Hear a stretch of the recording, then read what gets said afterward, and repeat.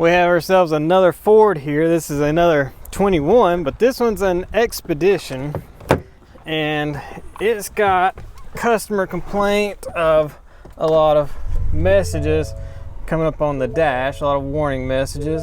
Let me shut the door. So cross traffic, blind spot, pre-collision. So several messages there, and we've got no COM codes or lost COM codes. So if I go into the image processing module here, we can see forward looking sensor. Doesn't give us a whole lot of information, but also it's got a U code for invalid data received from the cruise control module. And then we have the driver door module. It says it can't talk to the side object or side obstacle detection module.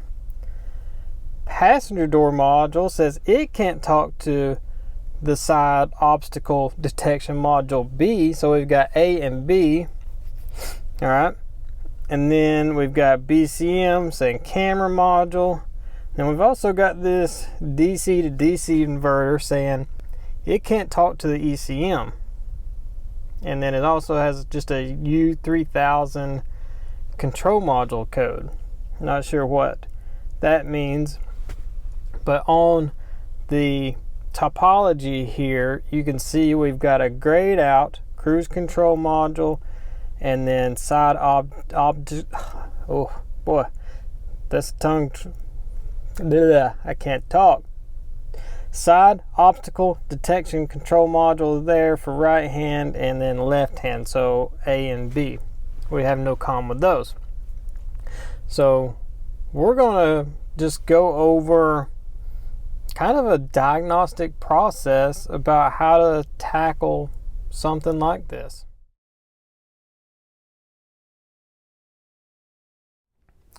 Okay, real quick before we get into this, I've had some screen recording issues with this vehicle.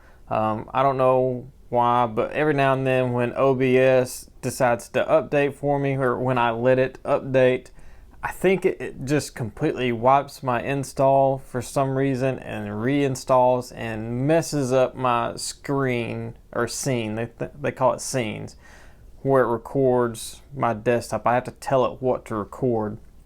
And I actually, on this same day, recorded two videos.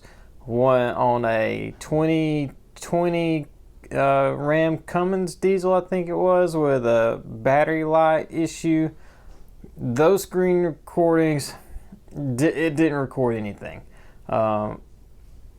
It's not really important. They were on for YTech 2, doing some stuff with it. It didn't fix the truck. So it's not like it would really matter if that capture was in there in the video or not. It does kind of give some context though. So if you want me to edit that video, right now I've got it shelved. I might not edit it, but if you want me to edit it the best I can, just leave a comment saying, yeah, you want to see the Cummins video. For this video, when I actually went back to recheck my screen recordings on the Dodge, I noticed that it didn't record, and sadly the customer had already shown up and was picking the truck up when I realized it was messed up, so I couldn't go back and like redo it and re-record it fixed. But on this vehicle, when I set my scene up, I didn't get the scaling right, so it's kind of a cropped image. For the most part, it'll be fine on this video, but just wanted to give you that little heads up that the screen capture from FDRS is cropped. That's my fault for not resetting the scene up right. And then also, if you watched the last Ford video, the F-150 with the real crazy parasitic drain, and you kept asking in the comments where the water came from, I have no idea, but my theory is, as you can see in this screen capture here, where the AC vent is basically right above where that little coin pocket thing is. So I'm thinking that maybe when the AC is on, or was on, if it was on like during a cold morning when there was a lot of dew in the air, if there's like a little bit of a leak inside the air duct piping where they kind of piece the pipes together and it lets some cold air come out, it will condensate a little bit of moisture right there. And I think on the inside where that AC or duct kind of snaps together on the main dash piece, it might have been leaking inside a little bit of air, causing a little bit of condensation that was then dripping down onto that connector, because it's like straight up and down from each other.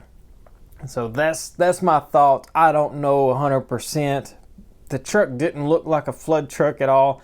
I mean, obviously the BCM was clean. The BCM was way lower than where this plug was. So that's my really only explanation for that. So now let's get into this expedition video. So service information is key. Sometimes when you've got something that seems like it's probably complex, multiple modules not talking, things like that, I've said it time and time again, if you just pick one thing and troubleshoot the one thing, a lot of times it will lead you to the answer of all of your issues. And this is going to be a prime example of that. So if we just go to some wiring diagrams, I don't need to look up codes or anything on this thing, because we've got no communication with modules. What do we need for communications? We need powers, we need grounds, and we need data lines. So if we've got 3 modules saying they can't communicate, or things can't communicate with them, you can really just pick one of the 3 and troubleshoot the one. So let's go just look up a wiring diagram for one of these modules. And we're in Vehicle Emergency Messaging System Diagrams, section 146. And you can see we have side object left, side object right. We've got our grounds, these are on medium speed CAN bus, and then we've got power coming from a DC to DC converter, which is then getting power from the battery junction box. So just by looking up this diagram, we did have on our pre-scan some DC to DC converter codes, and these modules get power from the DC to DC converter. Well, let's see if we got our cruise control module also. Let's find that. Well, look at this. We've got our cruise control module is also getting power from the DC to DC converter. The same circuit, same green and violet wire circuit. I mean, just by spending a couple minutes looking over these wiring diagrams, I'm kind of leaning towards a power issue, because these modules are on 2 different networks. The object detection or obstacle detection modules are on medium speed CAN, and this is just on CAN high-low. I don't know which CAN it is. It just says CAN on these. But 2 different networks, several different ground points, 1 power feed from a DC converter that also has codes in it. So, well, let's go to this DC to DC converter and see if we got power coming out of it. So just as a refresher, this DC to DC converter has a U100 code for loss comm with the ECM, PCM, and U3049 for control module. I don't really know what that code means, but that code says that this module, this is the DC to DC converter, can talk with the ECM. Well, on our topology here, we've got, let's see, where is it? DC to DC and PCM. They're on the same network. They're on this same 6 and 14 high-speed CAN network.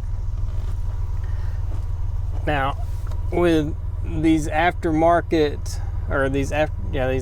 scan tools and these topology views, sometimes they're not right. I agree. Sometimes they're a little wrong. In this case, I've actually looked up the diagram. They are on the same high-speed network. They're not separated by a gateway or anything like that. They are on the same network. So if this module is saying it can't talk to the PCM, but the scan tool can talk to both modules, that automatically eliminates a network issue and pretty much leads me to think one of these modules is bad. So which one is it?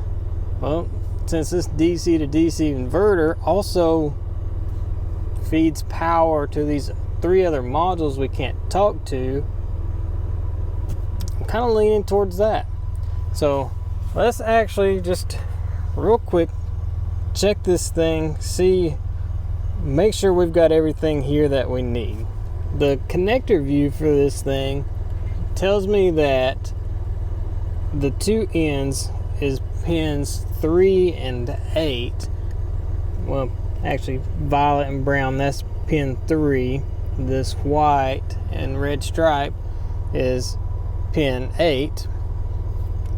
And we've also got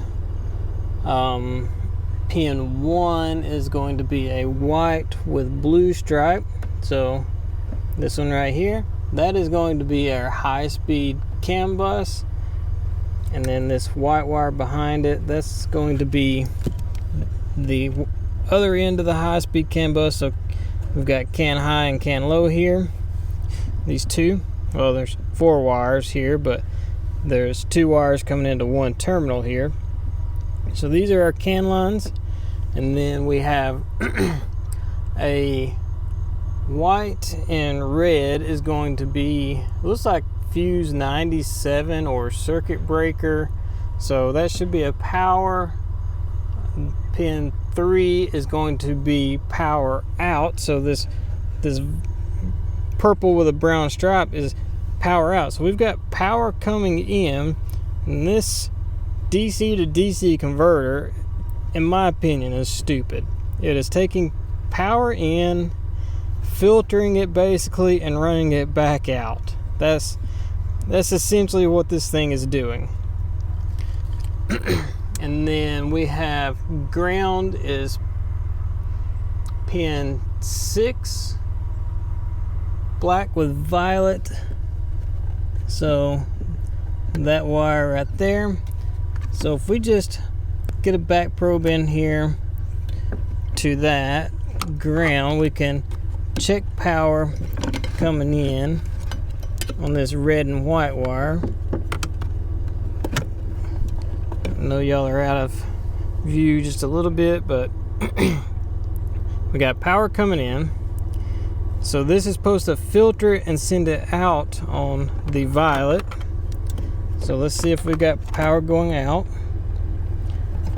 And we do. So that is 1 good power coming in, 1 good ground coming in. Now there's also another circuit here. We've got this blue with a brown stripe and our green and violet stripe wire. This green and violet is the one that's supposed to be sending power out to our cruise control module and the obstacle detection modules that we can't communicate with. And this blue wire with a brown stripe is control module voltage quality remote start. So this is supposed to have power on it, it would appear. So if back probe that,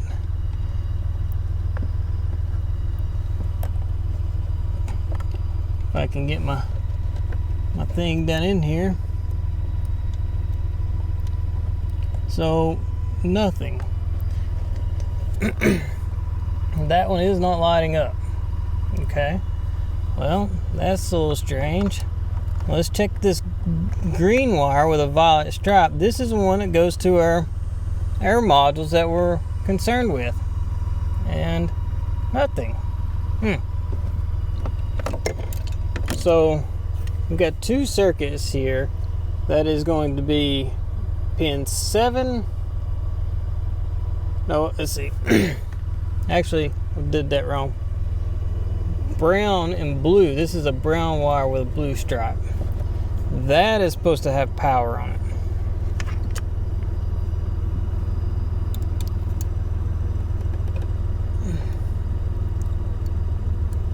Let's see. I may have been on the wrong hole here. Let's go to that one. We've got a better ground somewhere. Let me see if I can find a better ground, because this is a little aggravating trying to get this thing in here. Not very much room.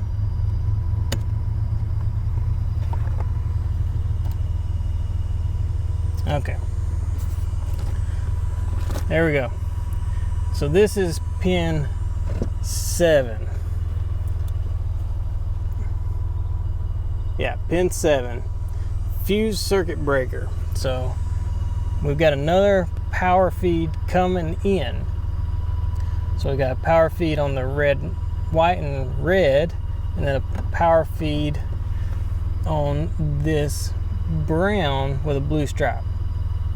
This blue wire, oh, this is getting really confusing, but this blue wire with a brown stripe is an output. So if I go into that one, that is no power. Now it does say that is with engine start signal.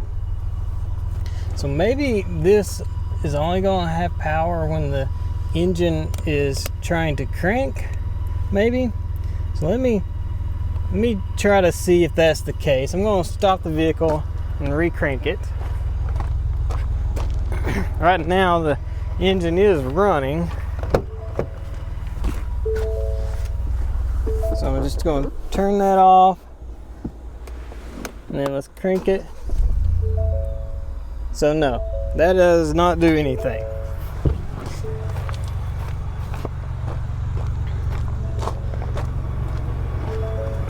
So whether or not this blue wire with a brown stripe, I'm sure it goes to something, but that's still not even the circuit we're concerned about. We're concerned with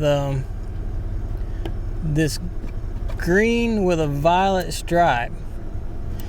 We should have this bulb lit right now, and we don't. So for me, right now it's looking like this DC to DC inverter is bad. Now, we could check these communication lines. Do I really think I'm going to see anything out of the ordinary? No, I really don't, because I can communicate with the module from the scan tool. But we're here. Let's go ahead and quickly check our CAN lines. Just going to use the quick and handy little U-scope here. I know we're going to have to change the voltage down some.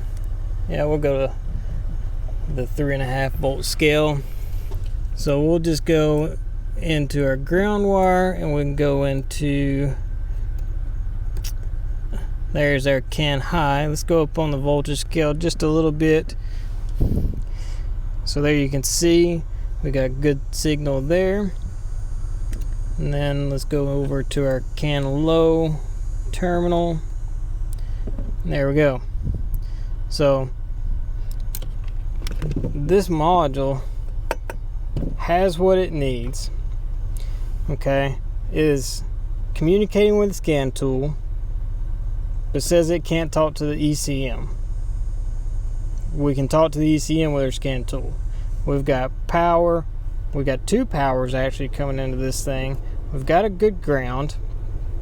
We've got one of the powers that it filters and outputs is working, but these other 2 does not.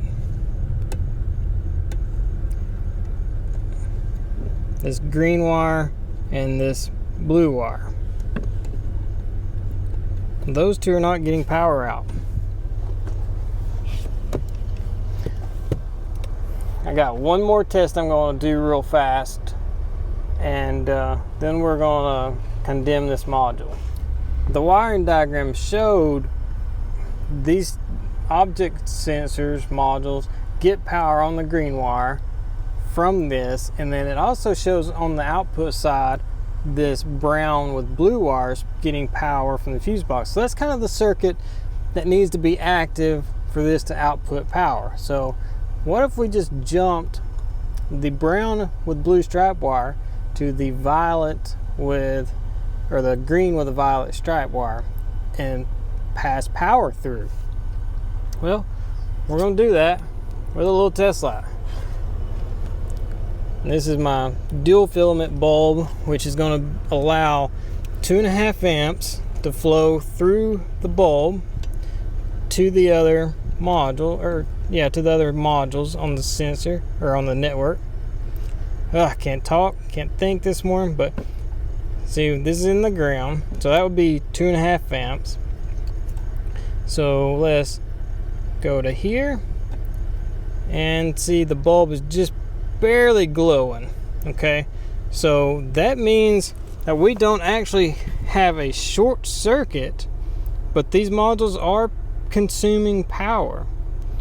So let's give it just a little bit more current, because this would be dropping voltage pretty good over here.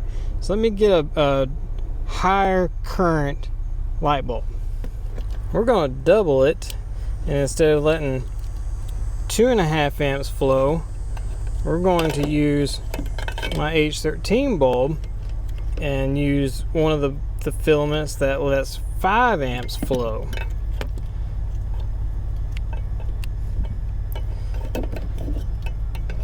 So we'll stick this in here, and then like I showed before, if this goes to ground, it's going to get real bright. So now we're going to go in the green wire here, and we can see that is not glowing at all. So there's not enough current flowing through this bulb to start making it light up. So that means the modules pulling current are going to be less than 5 amps. If it was 5 amps, we'd get a bright bulb. If it was 2.5 amps, we'd get a dim bulb. So I'm betting we're pulling about 1.5 amps, probably. So here's the thing though. We've got all these codes. Now let's take and just go back, and we're going to do a smart scan again and see if we get communication on the CCM and the SODR and SODL. There we go, CCM.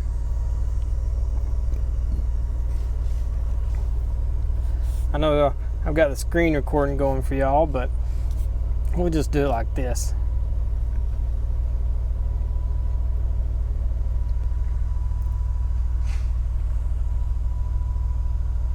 Now we do have another code that is set down here in the DC to DC. That might be for me, I'm not really sure. Let's see what enables circuit A low. I don't know really what that means. I probably did that. Let's clear the codes, because we can see we've got our communication restored. So the DC to DC still not happy, but there, everything cleared. we've got a bad DC to DC inverter. It's that simple. Through the power of television, actually, I diagnosed this several days ago, but we've got a replacement module down there. The part number, if you're interested, it's right there. I really don't know if there's different ones of these or whatever, but anyways, I diagnosed this several days ago, so I knew that thing was bad. But I basically walked y'all through the exact process that I used to determine that was bad. And really, it was me spending 10 to 15 minutes in my van, in the air conditioning, looking over service information, just finding the wiring diagrams that I thought were important to what I was trying to figure out. So now that we've got a new module in, we can see on FRDS, this is their topology basically. They give you high speed 1 network, high speed 2, 3, 4, and then the MS CAN down here. And this is a gateway vehicle, so most of this stuff is hidden behind the gateway module. And as you can see on their topology, the only thing that has a code in it is the DC-DC converter. If we click over here on the legend, we can see orange means there's code set. Blue is something would be responding negatively, like it kind of communicates, but something's weird with it. I've seen that a couple times, but on this vehicle, everything is green except for the DC to DC converter. So ran a self-test just to see what it is, and initial configuration not complete. That means this module is programmable. We need to do a PMI on this module. So if we go back over here, we just click DC to DC. We get the options here for what can be done with this thing, and we are going to do the PMI. So this will basically, it's going to ask me if the original module is installed. No. I could probably plug the original up, but since the original has a weird issue where it's setting PCM lost COM codes, I don't want to pull data from that module. So we're not going to PMI with the original. We're going to force forward to pull the information from the server. This is going to want me to hook a maintainer up. We're going to risk it. Don't do that. Hook maintainers up. If not, you can cause some issues. So module or application was unable to read from the original, of course, and we're going to pull the data from the server. Now I can see down here my battery voltage is 12.2. I did let this thing run for quite a bit this morning. Basically, when I was going through the whole diag process with y'all, I was letting it run to make sure this battery was completely topped off. I do have everything turned off that I can. Lights are turned off over here. Radio, which I guess maybe I could power that completely down. Maybe not. So this thing shouldn't take that long to run. If I started seeing this voltage get down to 12, I would probably try to move some cars around real fast and get my jumper cables from my van hooked up. But I kind of knew going into this module wouldn't take very long to program. So the module has been successfully installed. Application finished. That's it. PMI on that is required. Can you do that with aftermarket scan tools? Maybe, maybe not. I didn't try. Ever since I got a VCM3, I've bought Ford IDS and FRDS year subscription because it's a no-brainer. I do a lot of Ford stuff. So now let's go back and rescan, do a self-test on all the systems and clear out the codes and see if everything's working.